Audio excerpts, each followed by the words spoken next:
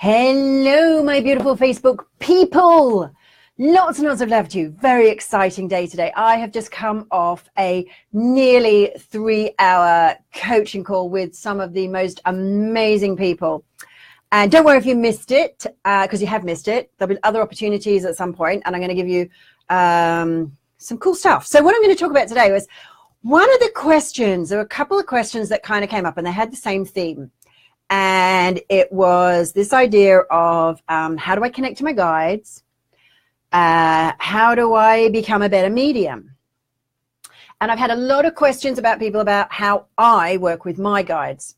So what I thought I'd talk to you about today is how I work with my guides and how you can connect to your guides. And I want to give you actually a different way of thinking about this whole thing.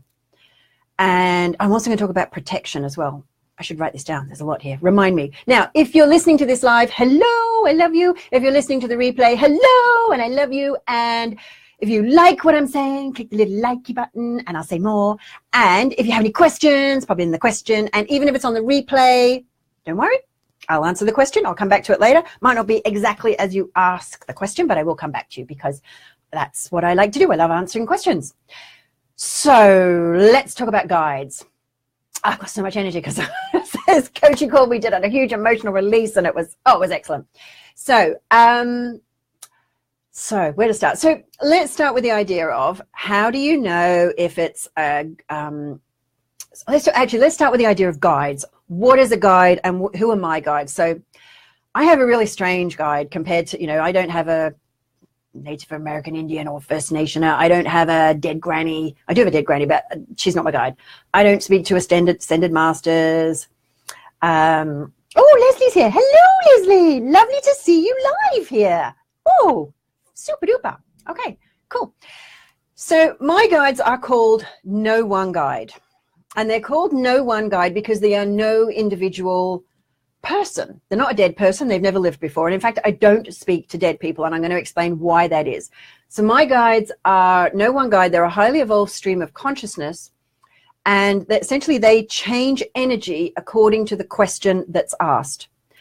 They don't always so whoever asked the question, they kind of alter their energy according to the questioner. They also don't, what they also do is, I'm just trying to think about how to frame this. So one of the things I do is I don't talk to my guides, they talk through me. So one of the things it's exquisite. When people ask me questions, my guides come in, people ask me questions and they answer through me.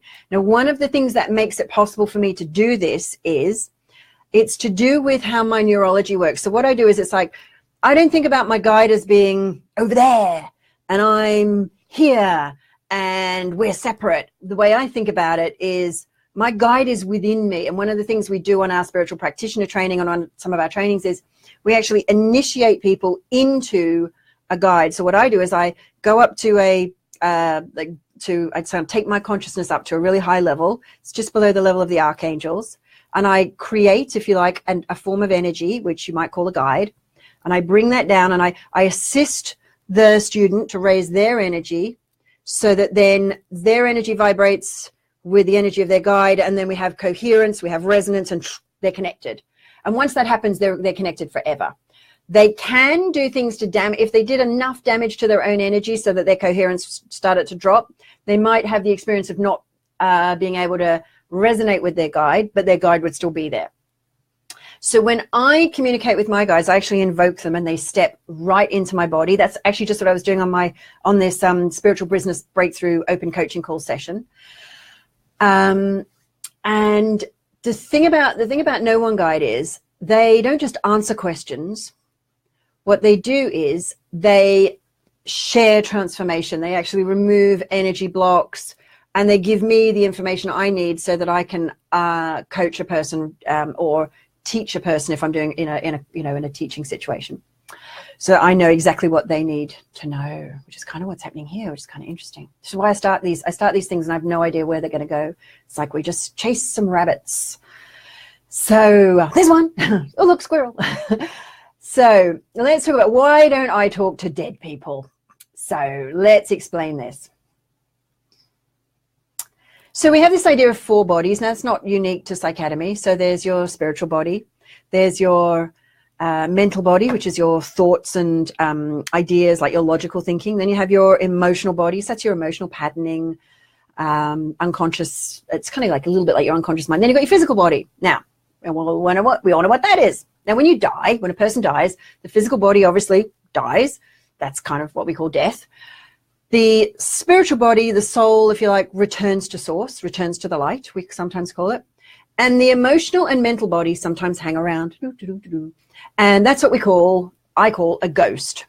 They're not connected to source. They have no higher awareness. They do have an ego. And if they were a pretty unevolved, miserable bugger in life, they will be a pretty unevolved, miserable bugger in death. Because they have no connection to source, like the question I would have is, like, why would you want to talk to a dead person when you could speak to source?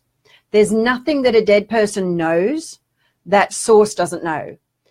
And you run the risk of connecting with them at an ego level.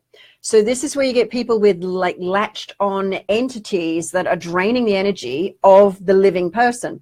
Because the ghost doesn't have a physical body, they don't have access to generating life force energy. They don't have access to source, so they need an energy source.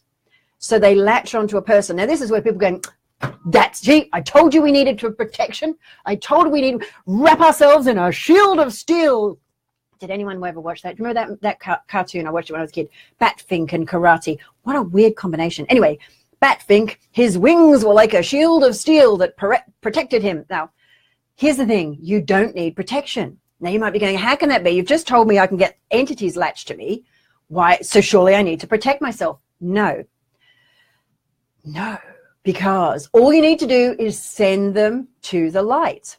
Now, the only way they could ever be latched to you is if you allowed it. Now, you might think, well, it happened, but I didn't allow it. Well, this is an unconscious allowing, okay? So they will tap into your unconscious, at the level of your unconscious mind, to your ego, okay? So if you're running limiting beliefs, negative emotions, they'll tap into that and they'll hook into that. And they'll actually, so here's the scenario that can happen. You have an experience. You label the experience as negative. You then create negative emotions. You then, as a result of those negative emotions, start to attract more that has negative energy, and that creates more creates negative experiences. So you go, no, look, see, I told you, there, look. So then you create more negative experiences, and then you have this cycle. Negative experience or experience you label as negative, create emotions or an emotional block that you label as negative. More negative energy creates negative experiences, and it cycles like that. Now, what can happen is one of two things. A ghost that resonates at that level, or an entity or a thought form that resonates at that level, attaches to you, and only does so because you resonate at the same frequency. Remember I talked about how I initiate people into the high level guide? Well, what we do is we raise their vibration so they're connected to the guide. Now, once you're connected to the guide, you pretty much don't experience psychic attack because you're vibrating at such a high level that ghosts, they just can't, it's just like a magnet. It just repels them and they go off and find someone else or find something else. Or even better, you notice them and send them to the light, which is what we do here in Psychacademy. So how do you reverse that cycle? Well, what we do in Psychacademy is we have a process called higher self therapy.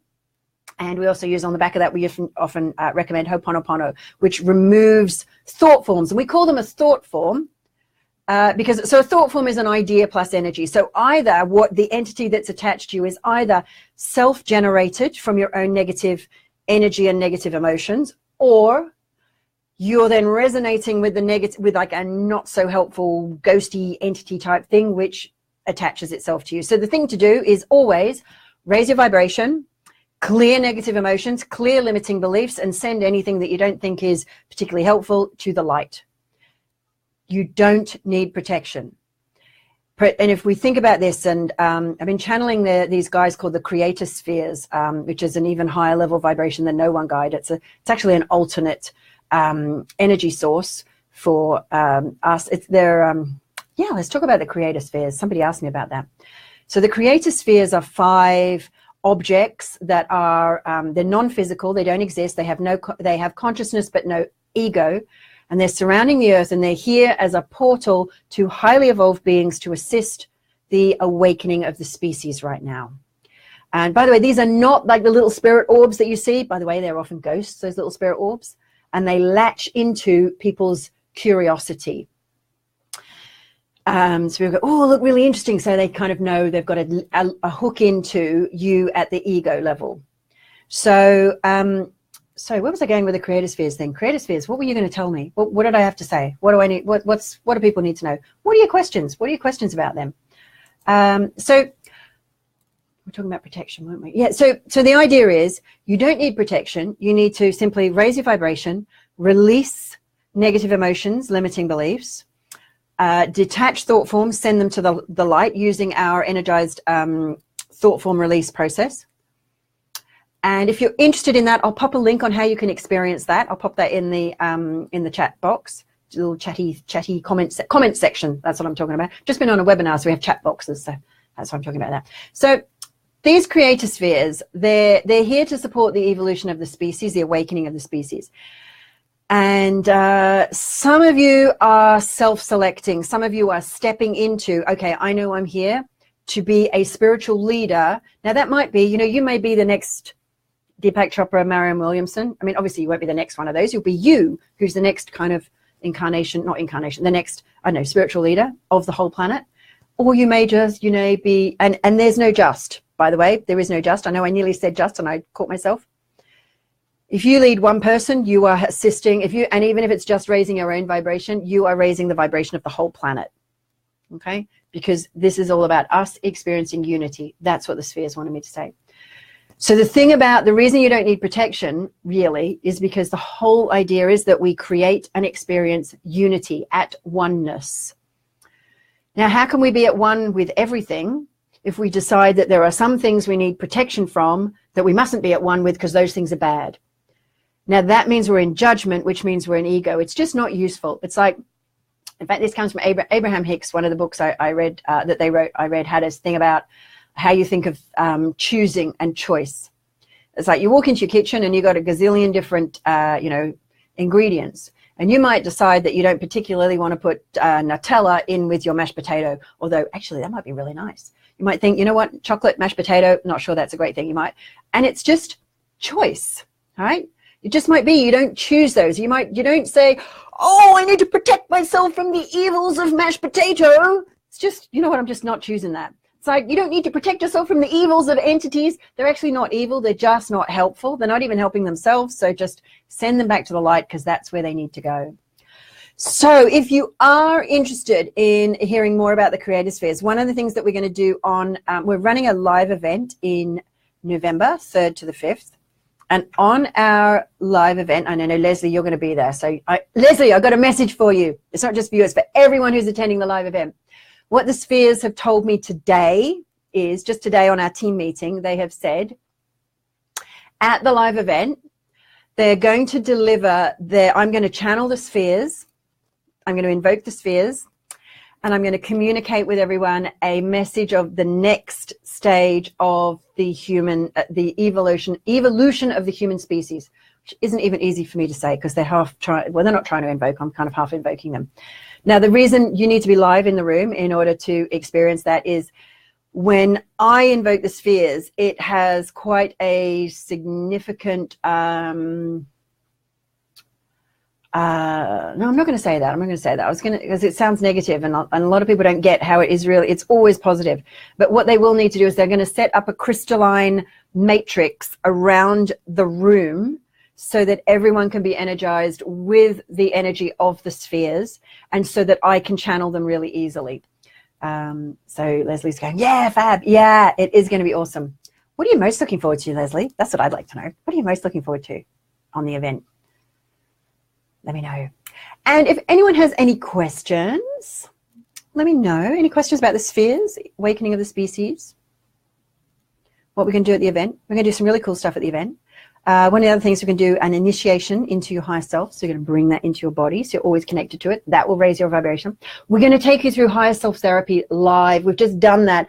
Oh, man. And we even blew out a really fabulous entity that was on our webinar that we just ran. So we'll be blowing out any entities that you may think you've got that you don't want, we're going to be blowing those out from the room as well and releasing those attachments from you. So we'll be doing that as well. So greedy for all. Hey, Leslie, darling, change that language. There's no such thing as greed. There's just what you desire, okay? Being greedy about learning something, like honestly, that's the best greed to have, right? Oh, you're greedy for your spiritual awakening. Hell yeah, I love that. Bring it on. There's no greed for spiritual awakening. That, it doesn't make sense. In fact, here's my take on greed, right? I love it when people post this stuff. So here's my take on greed. Kevin's here. Hello, Kevin. Oh my God, we must speak on the phone, Kevin. You must telephone me up on the electric speaking engine, right? You have one of these, use it, darling. Send me a message. I'll give you my phone number and we'll talk. Right. So what was I talking about? Greed. Yeah, I know you're saying it with a smile on your face, Leslie. So, oh, I lost my microphone. No, it's not. Here it is. So I think about greed. So what is greed? Greed is wanting more than is kind of deemed by somebody as being fair. All right. So so the first thing I want to say is one of the things that spheres have been telling me is, it was really weird because I knew Kevin like when we were at school, and here's somebody who knew me from school, and here I am doing all this weird shit that I didn't used to do when we were at school. So Kevin, this is me and my full glory weirdness, but you know, I was always weird, so that's okay.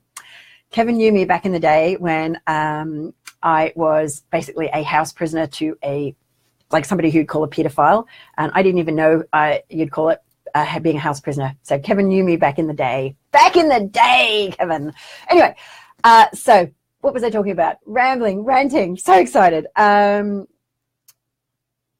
What time is it there? What time is it here? Here it is 17:08. I need to go and get my daughter in a minute from the bus stop. Okay, so God, I've totally forgotten what I was saying. Oh, greed, right. So first of all, the thing about ownership is we're moving to property money ownership 3.0, which is about us being the custodians of it. So like we will be the custodians of it. We'll have full use of it, but nothing, I mean, if you think about it, nothing really belongs to us because it like, and this isn't like, I'm not talking communism or socialism here. This isn't about politics. This is about, you could still own it. You could still own to every intents and purposes of what it normally would look like in today's world, today's society. But actually we're going to be thinking about it that we're the custodians of it. So greed is the idea. So you can only be greedy if you think that you want to own something, own more, have more than somebody else deems is the right amount. So first of all, who decides that? Well, maybe that's you.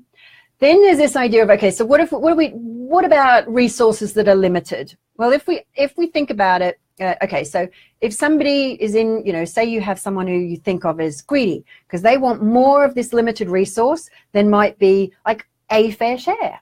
Yeah. And by the way, money isn't limited. That's one of the infinite resources. So let's say, you know, it's a resource that's finite, that it's not infinite. So that there's a resource that's not finite. So we need to kind of, you know, like who is custodian of that needs to be the right person so that it is equitable, I guess. And so the only reason that they would be greedy is because they had fear. So the thing to do is to demonstrate to them that there's actually nothing to fear. And then greed disappears. They are fearful that there won't be enough. So if we can reassure everyone that actually there's always enough, that there is always enough, then no one will have any greed. Now, that's not going to happen overnight. And I'm not saying it's not just about saying, hey, there's enough, guys, there's enough to go around. Because like, let's face it, we've been doing that for a while and that's not really working. It's more than that. It's about demonstrating it within yourself. It's about how you use your energy, you evolving and stepping up and awakening. So there's my little take on greed. Leslie, what you asked. I want to talk to you in symbols instead. Telepathy is the way of the future. Words, symbols, smurds. Yeah, so the thing is, like, words are a symbol, by the way. Like, people say, oh, we're not going to use words, I'm going to use symbols. Words are a symbol. They're just an auditory symbol, and behind the sound is a meaning. And yes, we will likely move to communicating the meaning beyond words, but we're not there yet. And what we need now is, like, words are very, they give a very rich explanation of things. So that really works. It really, and so let's not reject words. One of the things that we, that I had to learn to do, like most people are communicating with, you know, spirit guides, their higher self. Like most people are communicating with their higher self, but what they're not necessarily able to do is translate the idea into words. So they think they're not getting the message, and they are getting the message, they're just not able to translate it linguistically. So that's my kind of take on that. So yeah, I better get down to the bus stop. So till next time, which may be tomorrow, and probably won't be next week, because I'm running a retreat next week, but I'm actually going to, this is for my initiates on the initiation program, where we're going to be initiating people into the creator spheres, which I'm very excited about. So they're going to have a direct communication to that. So Kevin's probably thinking I'm really nuts now. Lots of people probably think I'm really nuts now, and that's okay. I don't care. The idea is, you see, if you think you're nuts, if you think you might sound nuts, then you're probably sane, because the crazy people will think they're sane. So that's my take on it. So till next time, lots of love. Bye for now. Bye, everyone. Bye.